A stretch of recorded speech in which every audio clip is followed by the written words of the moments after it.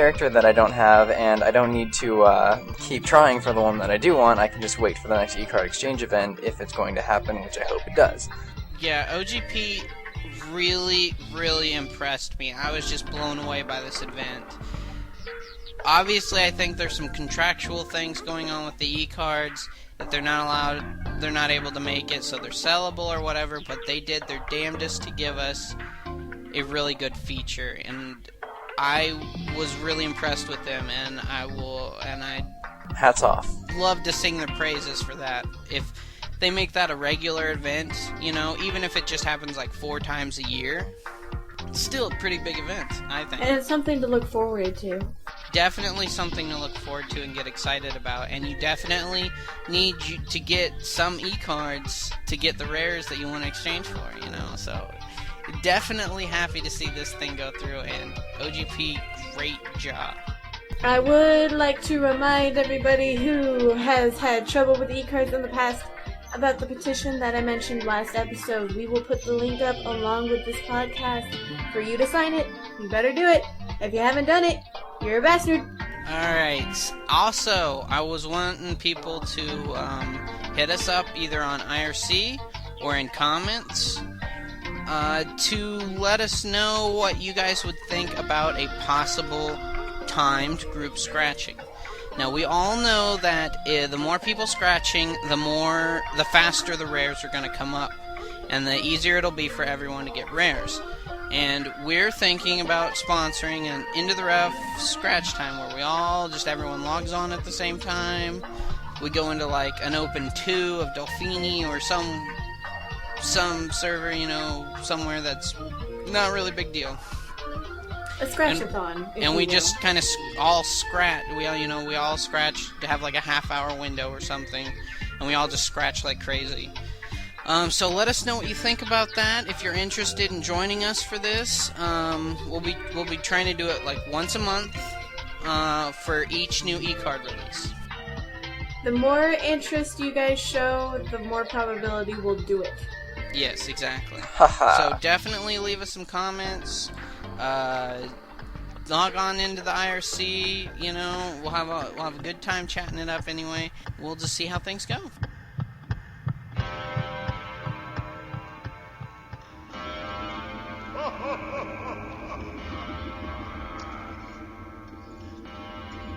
Alright, that was terrifying. You big baby.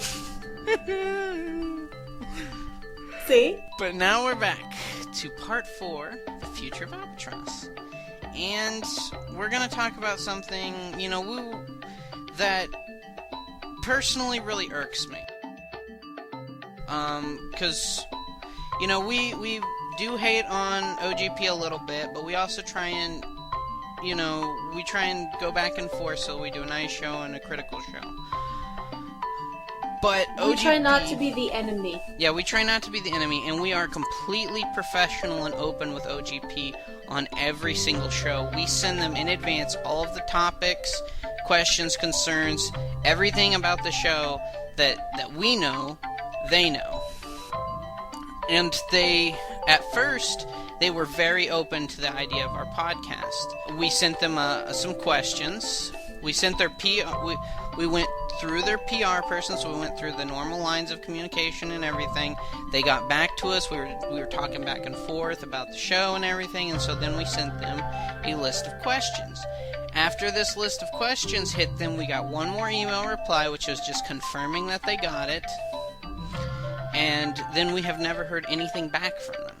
And so it has made things really hard on our show to, we don't want to spread a lot of rumors, but OGP is completely unwilling to do anything about it. I mean, they're not willing to talk to us, they're not willing to work with us, so we wanted to let you guys know, these are the kind of questions we put up to them that made us suspicious, because they refused to respond to these, even though we know that if this is a rumor that you would want to put down really fast if you knew it was going to be coming up as an issue. And so I'm going to go ahead and just read you the questions, not the whole email, because that talks about some stats and stuff I don't want to give out. But we're gonna talk about the licensing questions from the ones that we sent to Intrive USA and OGP. So let's start with the first OGP one. As we understand it here at IntoTheRough, the license for OGP's Albatross 18 is coming up soon. Does OGP see any problems in the future with this license renewal? Can you share any details of the license renewal with us, i.e. what you can or can't do with the contract, how much the last license renewal was for, etc., etc.? Do you have any comments you would like to address to the public over this issue? That was our first email to them. That was 3 months ago. So they've had plenty of time to run that by like a legal department. They've had plenty of time to work on any way that they could have possibly sent us a reply on that. We have also talked with Intrive, or we sent an email to Intrive on this same exact issue and got no reply.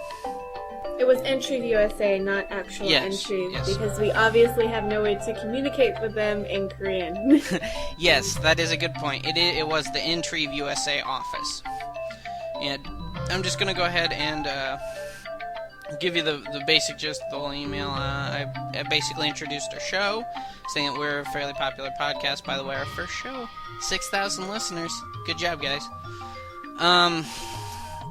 We introduced the show, and then we told them that we know that they're related to their parent company, Intrive, in Korea, obviously, and that only one of the Intrive's games is now not under their care, which is taken care of by OGP. And we talked about kind of the rumors circulating, and we asked them the following questions, asking them to please get back, even if it's just a no comment on these issues. What are the chances that OGP will not renew their contract? If OGP doesn't renew their contract, will Intrive be picking up the game? If you pick up the game, will you transfer all the data from the OGP servers on your own, or will you force all players to restart from scratch? Will you be making any large changes to the game in the event that you take over, i.e. e-card system, bringing us more updates with Korea, having a program staff that can make exclusive US server content, etc., etc. Will you hire the current Albatross 8 GMs that we have all come to know and love, or will you hire a brand new team? Then we said we appreciate any and all answers or response you could give us. I'm sure our listeners would be very happy to know anything. And they didn't respond to us at all. No, we went ahead and we gave them the stats and everything for the show and like all the different places you could find it. But no reply for there.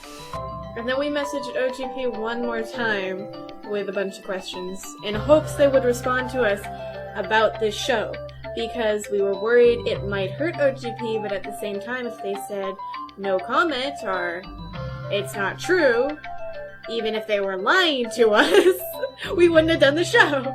Yeah, or even if they had said, hey, we can't comment to you on this, but we would really just like you not to do the show. We even gave them that option. All they had to do was reply to us. So we went ahead and we sent them an email basically telling them that here's the show. People have been telling us, people on our inner circle have been telling us that this show might hurt OGP. And we wanted to give you guys a heads up and a chance to answer these questions or just nip this topic in the bud. The topic's called The Future of Albatross 18. Basically, we've noticed a lot of things. We put them together, and we're operating under the theory that Albatross 18 will be taken over by Intrive USA at some point. Here's our reasoning. One, you guys obviously have a bad contract, which we've talked about. Intrive USA has purchased all their other games, with the exception of Albatross 18. We know that the contract for Albatross 18 will be up for renewal soon, or at least that's the rumor circulating. You have completely refused to answer any questions on this topic or any other topic that we have sent in 3 months ago asking for comments. Intrive USA has also completely refused to answer the same questions. And we weren't sure why you guys would be doing that, because if you guys wanted to stop this rumor, i.e. they'd be harmful, wouldn't it be prudent to put these rumors down immediately? Also, you changed the Astro package prices, and I noticed a slight correlation between the new package prices and the Cabal package prices that are available.